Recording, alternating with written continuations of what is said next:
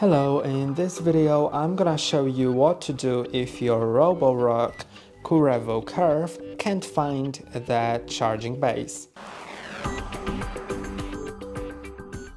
So the first thing you should do if you cannot find the charging base is place it in front of the charging base the other way around, so it usually goes into the charging base with the ROBOROCK name inside, but I will flip it over just so the infrared sensor, which is on the front of the robot, sees the charging base well.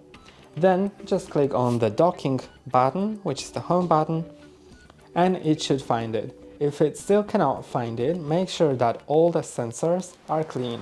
So in order to do it, just clean the sensor. You can clean them with alcohol or just with water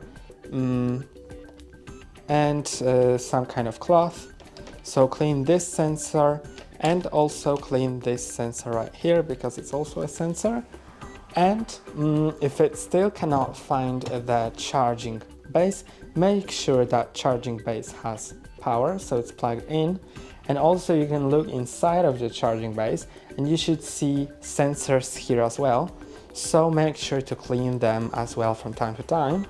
And then your robot should be able to easily find the charging base. So just click on the home button. It usually just takes a moment until it aligns correctly with the charging base.